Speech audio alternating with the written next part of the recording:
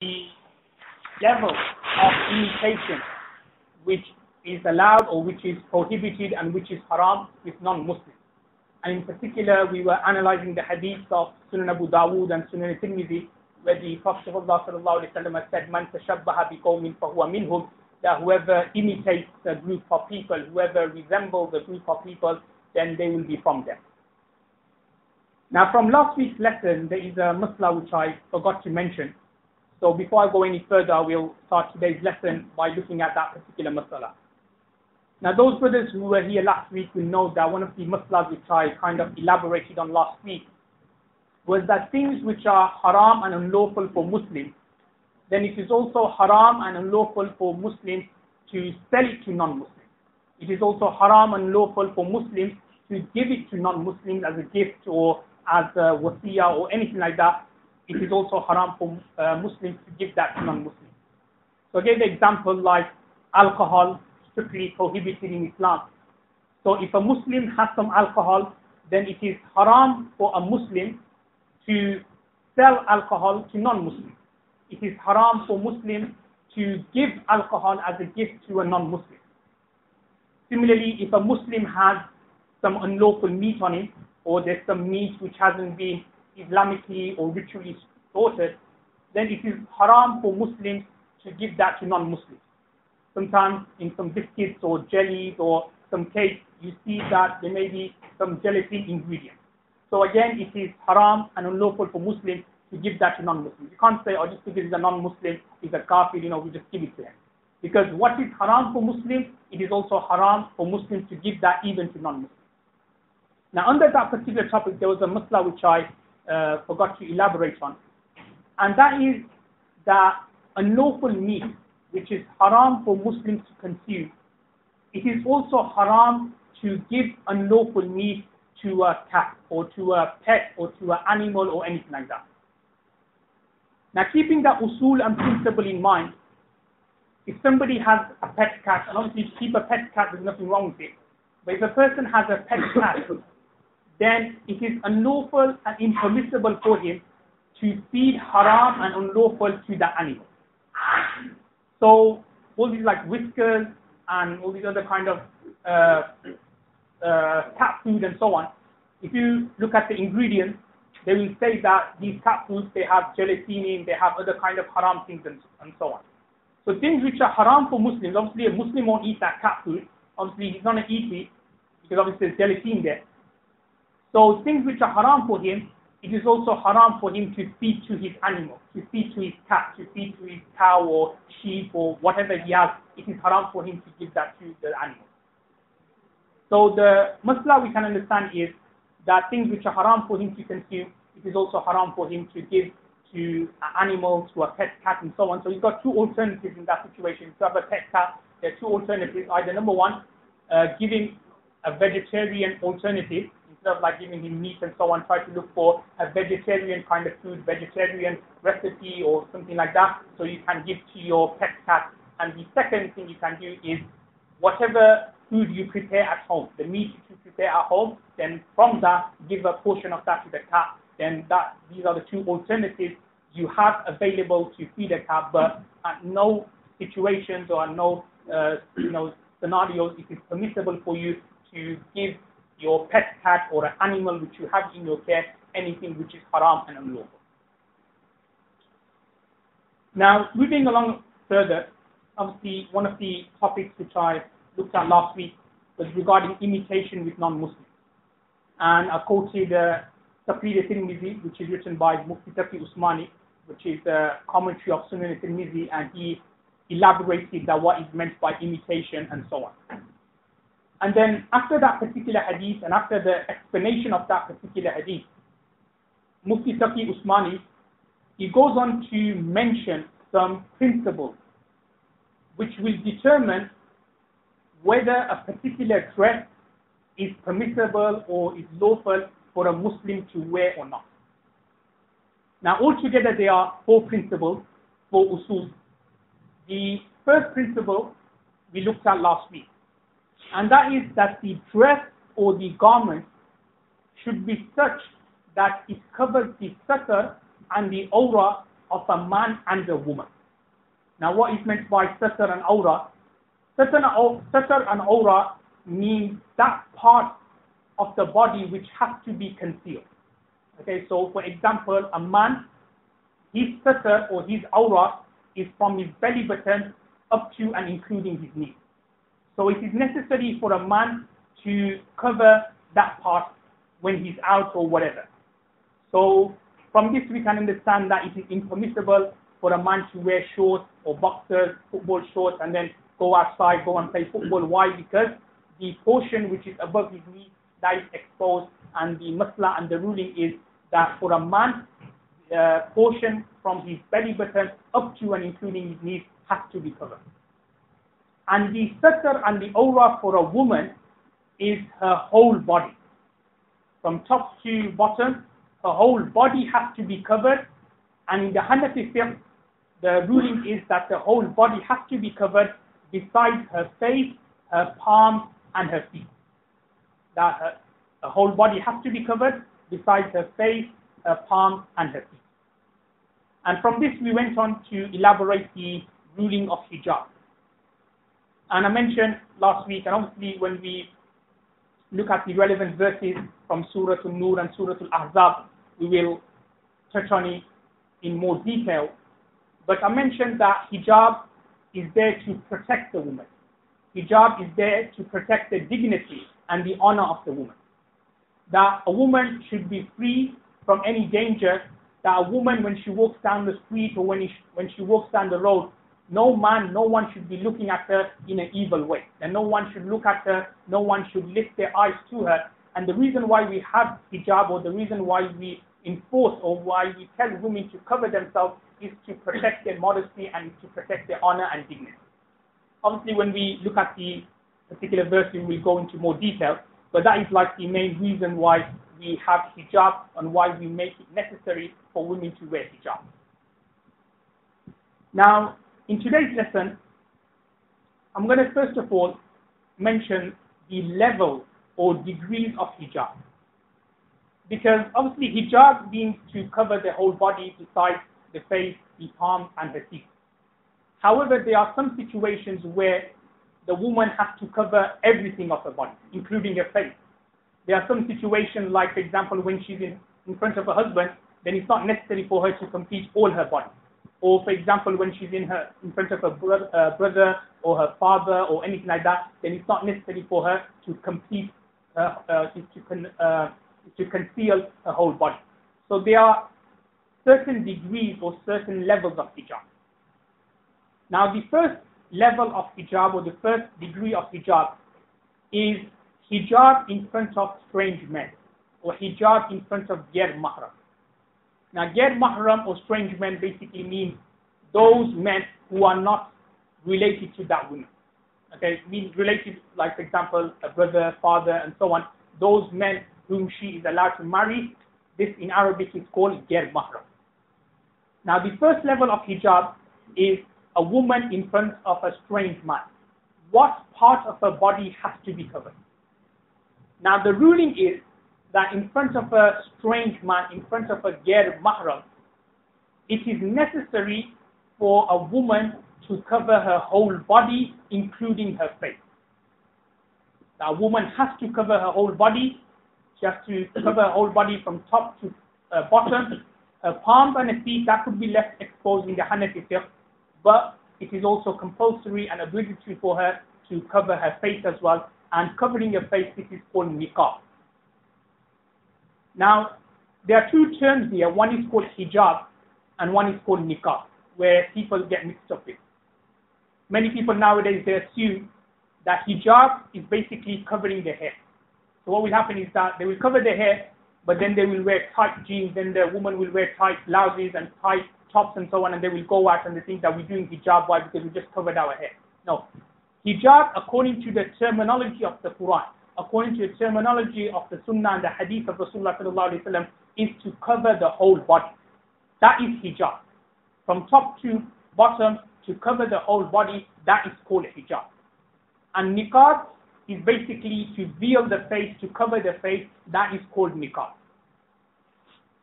Now, many people, they ask questions and they say that, okay, where does it say in the Holy Quran that you have to do niqab? There's many places in the Holy Quran which tells you about covering your body, many ahadith which tells you about the importance of a woman covering your body and so on, not to wear any kind of tight-fitting clothing where a figure and her limbs can be seen. So where does it say in the Quran or the hadith that you have to wear a niqab? Now, the verse in the Holy Quran which I mentioned last week quite clearly states the obligation of niqab.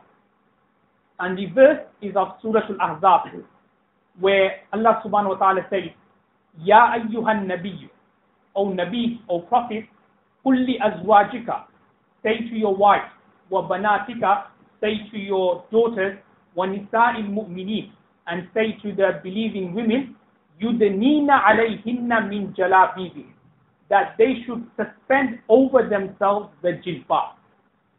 Now jilbab, what does jilbab mean? Now jilbab is basically a cloak or a burqa which was worn during Rasulullah sallallahu alaihi wasallam's time, which was worn during the blessed companion Ridwanullahi alayhim ajma'in's time, which was a burqa or a cloak which covered the woman from top to bottom, and there was a space between her eyes which she could see the way with. That is the definition of jilbab. Now some people may think, oh, that is like a tafseer I'm doing. So tafseer, there's, I'm doing this tafseer, another person down the road may do another tafseer of it. But jilbab, you cannot really do a tafseer of jilbab. It's like, for example, if I say to you, or I'm writing with a pen. So obviously, automatically, when I use the word pen, then you take the meaning, oh, it's a pen, it's this big, and it'll either be a black color, it'll either be a blue color, and so on. If I say a pen, you don't take the meaning of a book. So exactly the same, during Rasulullah sallallahu alaihi wasallam's time, the female companions, the sahabiyat, they would wear something called jilbab, the cloak, the burqa, and it was designed in such a way that which covered the woman from top to bottom, and there was only a small space between her eyes. That is the definition of jilbab.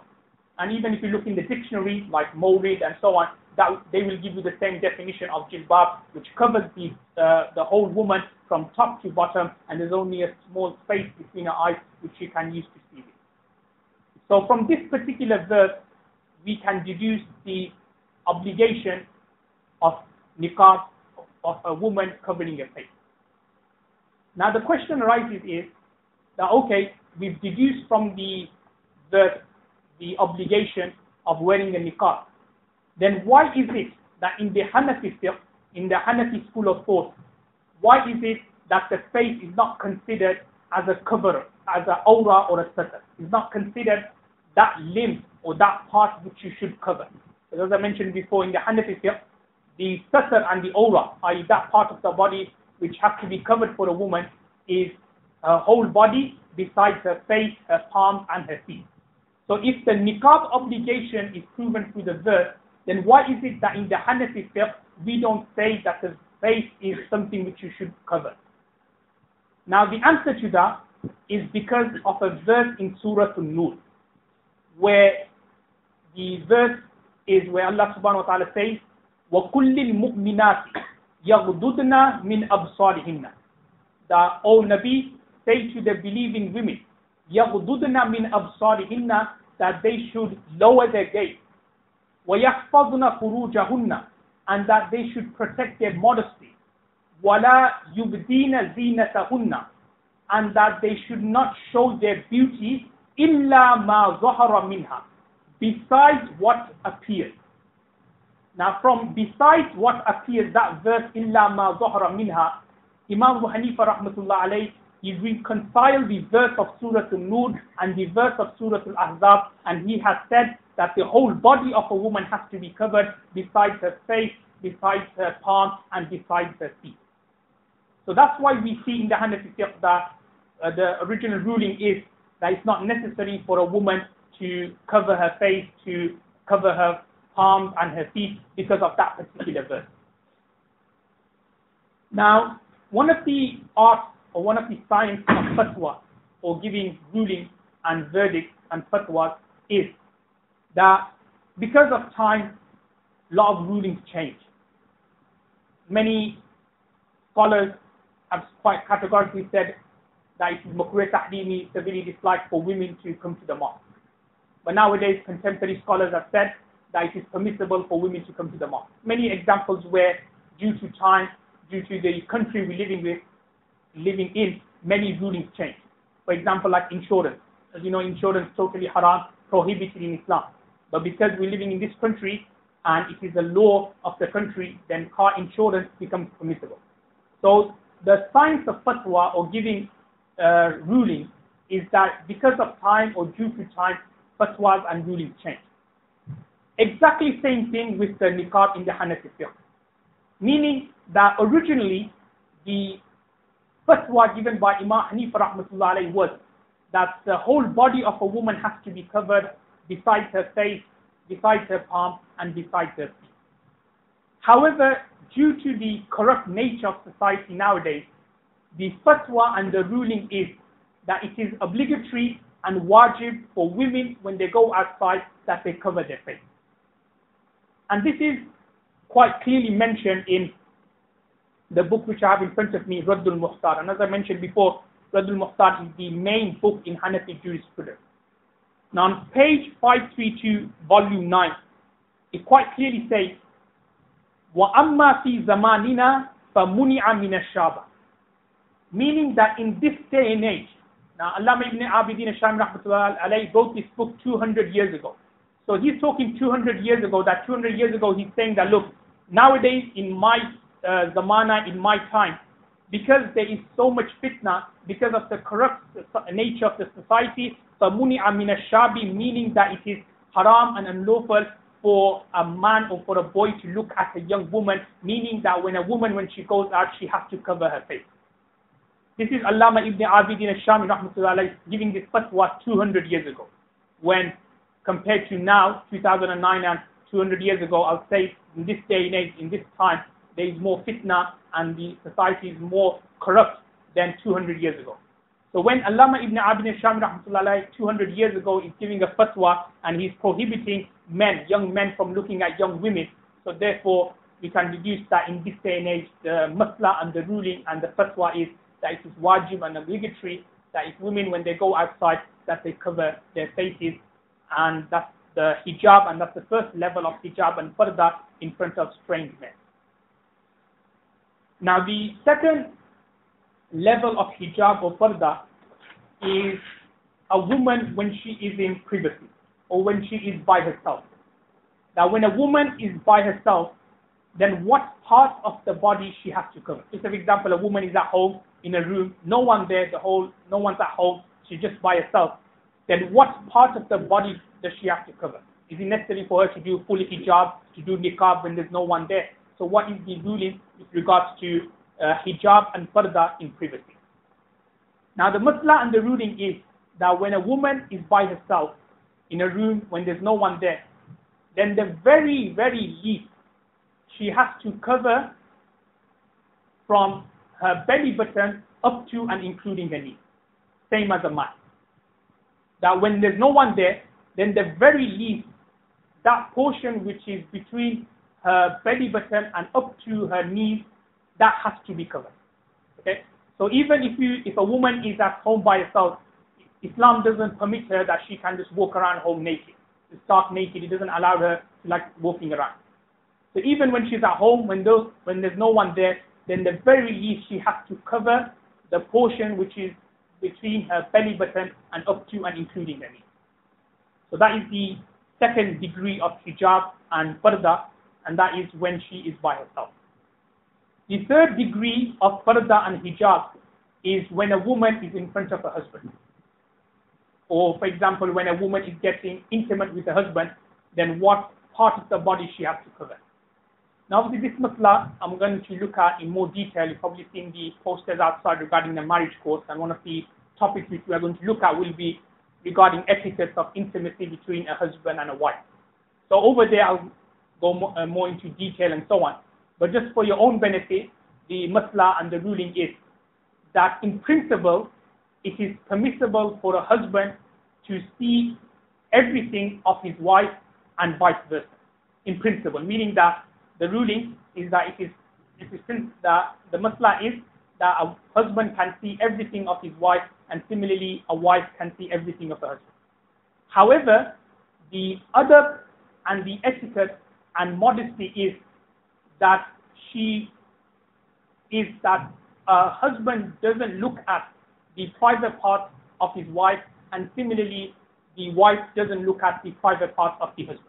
Even though in principle they can, but the pull of modesty and haya says that a woman doesn't look at the private parts of her husband, and similarly the husband doesn't look at the private parts of his wife. And this is substantiated from a hadith which can be found in Sunan ibn Majah, where it's narrated by Sayyidah Aisha anha, that she narrates that she never saw the private part of Rasulullah sallallahu alayhi wasallam, never. Ma ra'aytu farja Rasulullah sallallahu alayhi wasallam qattu, aw kama qala alayhi salatu wassalam, that Sayyidah Aisha anha narrates that she never ever saw the private parts of Rasulullah sallallahu alayhi wasallam. So from this we can understand that modesty and haya says that a partner or a man doesn't look at the private parts of his wife, and similarly a wife doesn't look at the private parts of her husband. So that is the third degree of hijab.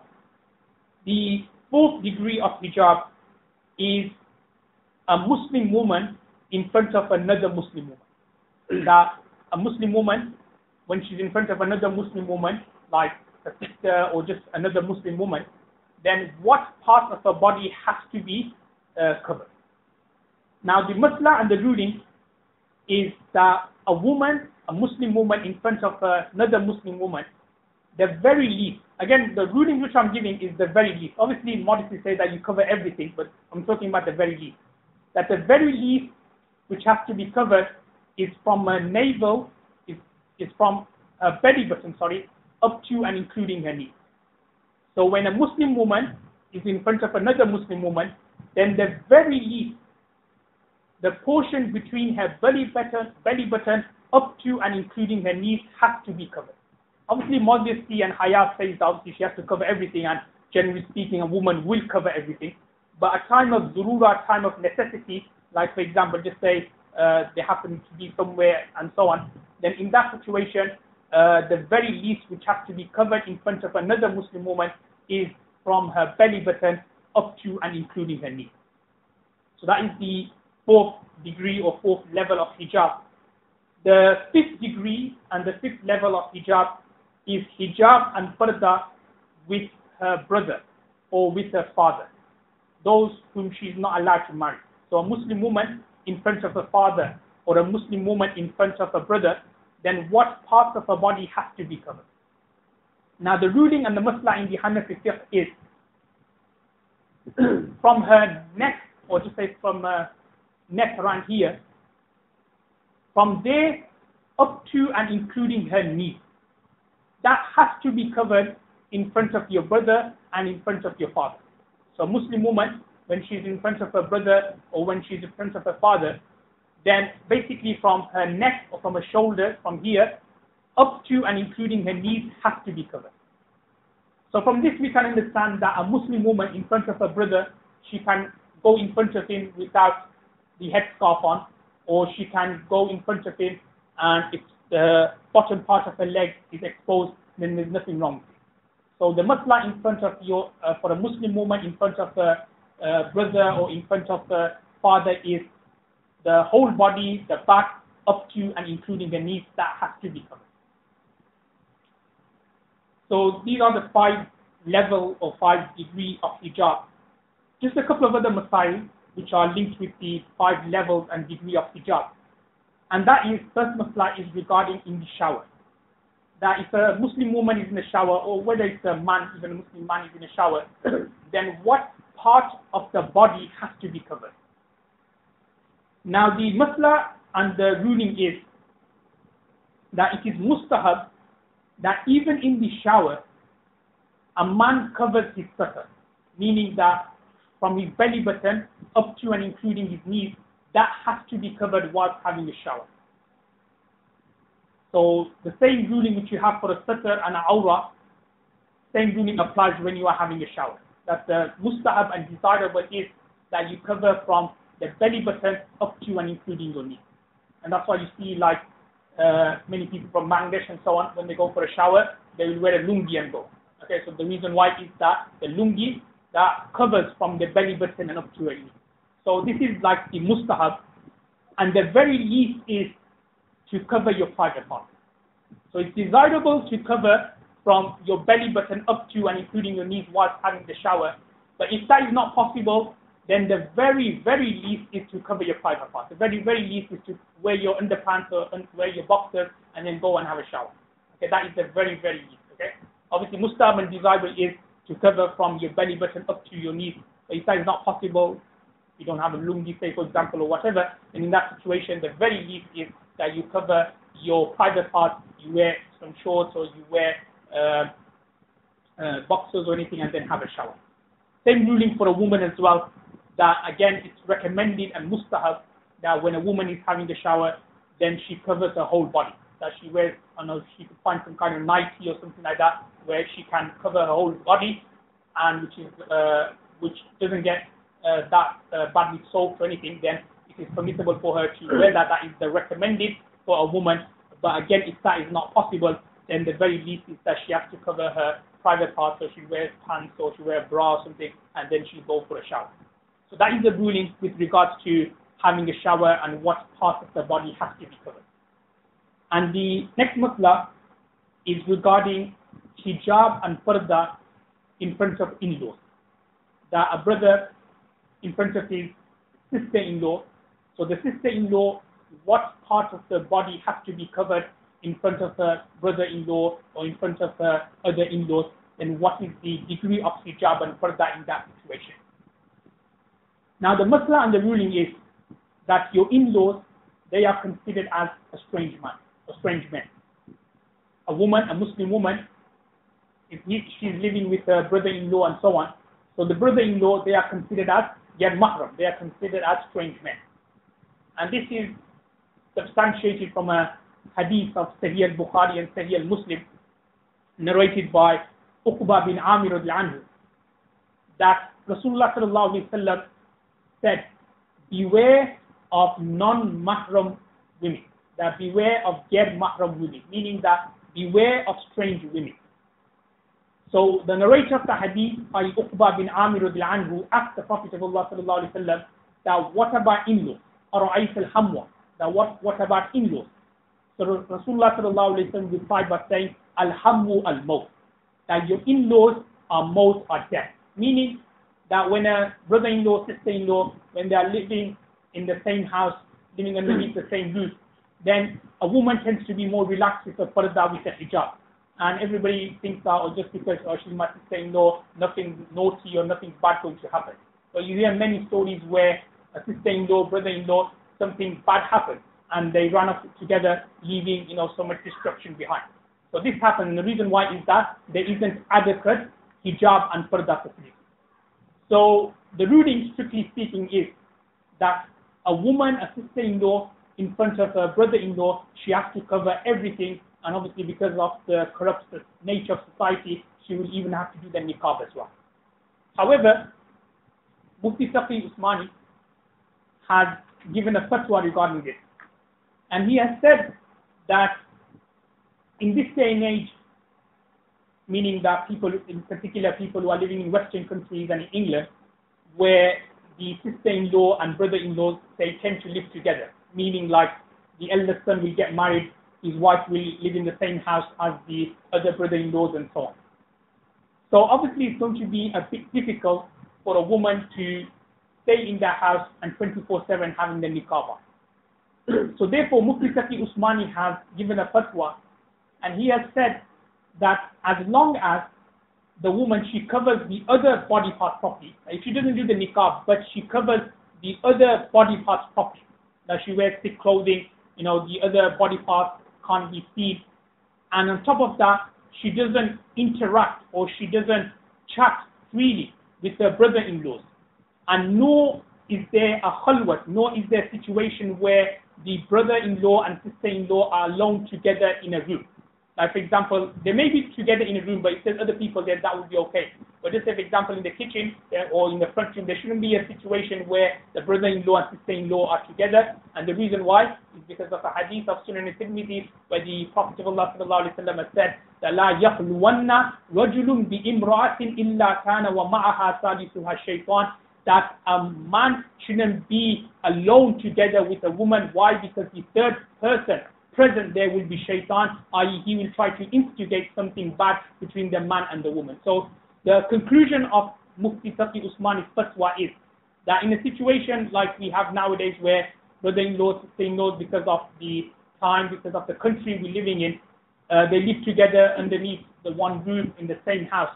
So as long as the sister-in-law is covered properly, she's not interacting, she's not talking freely with her brother-in-laws, and there isn't a situation where the brother-in-law and sister-in-law happen to be in the same room, then there is some room for rukhsa and some room for flexibility. But generally speaking, it is preferable. When you look at the preferable afdaliyat is that a woman does proper hijab, full hijab, even niqab in front of her in-laws. So that concludes the first principle regarding dress and clothing, and that is that the clothing should be such which covers the aura for a man and which covers the aura of a woman. The second principle regarding clothes and dress is that the clothes should not be something which is haram. That the dress or the clothing which you are wearing should not be something which is haram. Now, two mas'las we're going to look at. The first mas'la is whether it is permissible to wear, say, Liverpool football t-shirts or Liverpool football jerseys, which are sponsored by Carlsberg, whether that is permissible to wear or not. Now, as you know, things which are haram in Islam, then to advertise that is also haram. Things which go directly against the teachings of Islam, then to advertise that somehow is also haram as well. Now, all of you know about the severity of alcohol, dealing in alcohol, consuming alcohol. These are all something which is haram in Islam. Allah subhanahu wa ta'ala's wrath and anger and curses upon those people who deal in alcohol. So alcohol is something which is haram and unlawful in Islam. Allah subhanahu wa ta'ala quite clearly says in the Holy Quran, إِنَّمَا الْخَمْرُ وَالْمَيْسِرُ وَالْأَنصَابُ وَالْأَزْلَامُ رِجْسٌ مِّنْ عَمَلِ الشَّيْطَانِ. That verily al-khamru, alcohol, wine, wal-ansab, wal-maysir, i.e. gambling, wal-ansab, idols, wal-azlam, and divine arrows, ritsum min amali shaitan. That these are all filth, and they are the act and the play of the shaitan. So alcohol is something which is strictly prohibited in Islam. Now, keeping that in mind, to wear Liverpool football t-shirts or to wear Liverpool football jerseys will also be haram and unlawful in Islam. For a Muslim to walk around the street wearing a Liverpool football t-shirt and then to have the brand logo Carlsberg on the front and then to walk around and to play football and so on, then that would not be allowed in Islam. Okay, it's very straightforward. In the same way it is haram for Muslims to deal in alcohol, to any kind of dealings in alcohol is haram. Then similarly, to advertise something which is haram is also unlawful and impermissible in Islam. Now, this ruling or this mas'ala is not restricted to alcohol. Anything which is haram in Islam, anything which goes against the teachings of Islam, then to advertise that in any way or in any form whatsoever would also be haram as well. Now, keeping that in mind, Manchester United, who were sponsored by AIG. Now, AIG is an insurance company. And as all of you know, well, I'll mention this later on, is insurance is something which is haram in Islam. Generally speaking, insurance is unlawful in Islam because it deals with interest. And those who deal with interest, those who take interest, those who witness interest transactions, when it comes to the hadith of Sahih al-Muslim, Allah subhanahu wa ta'ala's curse, wrath and la'na is upon those people.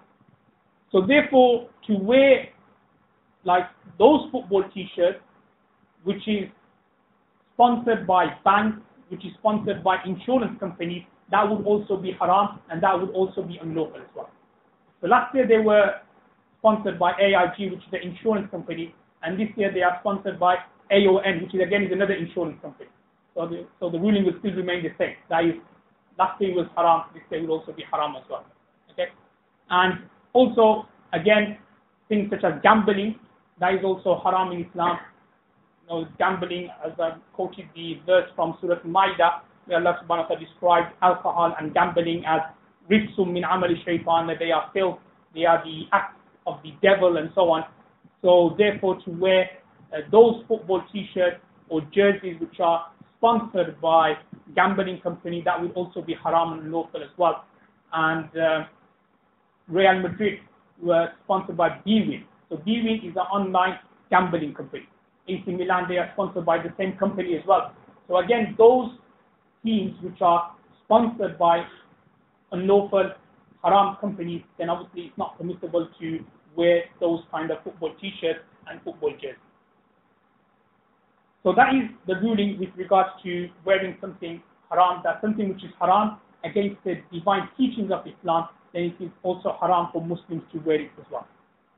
Very briefly before we finish, under this particular topic, the masla regarding silk. Now as we know that it is unlawful and haram for Muslim men, for women it is okay, but for Muslim men to wear silk. Next week I'll elaborate more with regards to the hadith and so on. But just a few maslas here regarding silk. That in the Hanafi fiqh, pure silk is only haram. And what do you mean by pure silk? I.e. that silk which has been extracted from silkworm,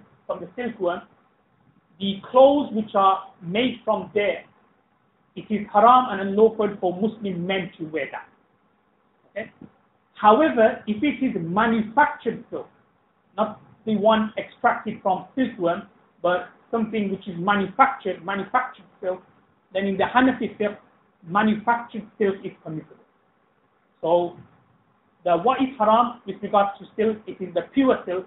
However, manufactured silk, that is permissible to wear. And similarly, if the silk is mixed with other materials and the silk is less than 50% of the total material, then you can wear that particular material, you can wear that particular garment. So just as an example, you've got a jubba or a shirt or trousers, whatever, and there is more cotton or more wool, more than 50% wool and cotton, and there is only a bit of silk, then to wear that particular garment will also be permissible as well. So the conclusion is that only pure silk is haram to wear. However, if it's manufactured silk, or if the silk is very less, i.e. less than 50%, then you can wear that particular garment or that particular cloth. And just one final masala regarding silk is that wearing silk is haram. However, if you have rugs or carpets or pillows which are made out of silk, then you can sleep on that, you can lie on that, you can, if there's a duvet which is made out of silk, then you can sleep underneath it, there's nothing wrong with it. Only wearing silk is haram. The hadith which I'm going to mention next week, he only uses the word wala talbasu dibaj wal hadith, that do not wear brocade and do not wear silk. So wearing silk is haram. However, to use silk for other purposes, like you have a rug which is made out of silk, then that is okay. You have cushions, you have curtains which are made out of silk, then that is okay. It's only wearing the silk is haram. However, to use silk for other purposes, like to use it as a duvet or to use it as a cushion and so on, then that is something which is permissible and something which is lawful and halal. So inshallah, we'll leave it here for this week. Allah subhanahu wa ta'ala give us the tawfiq practice on what's been said. Before we finish, just the one announcement. As you've probably seen the posters, inshallah on July the 25th, which is a sweet Saturday's time, there will be a fiqh of marriage course, basically just looking at some of the issues regarding marriage, the virtues of marriage, the criteria, the guidelines laid down by Islam regarding marriage and so on. So, inshallah, it's going to start 3 weeks' time. And because there's going to be like PowerPoint presentation and so on, it's going to be a course book. So the charge is £10 for those who are working, and for students and so on, then it's only £5. So if you have time between 4 to 6 on a Saturday, if you have time, inshallah, try doing that. Bismillah. اللهم انصر السلام تبارك يا ذا الجلال والإكرام. اللهم آتنا في الدنيا حسنة وفي الآخرة حسنة وقنا عذاب النار. اللهم اغفر لنا ذنوبنا وكفر عنا سيئاتنا وتوفنا مع الأبرار. ربنا تقبل منا إنك أنت السميع العليم وتب علينا يا مولانا إنك أنت التواب الرحيم. وصلى الله تعالى على خير خلقه محمد وعلى آله وصحبه أجمعين.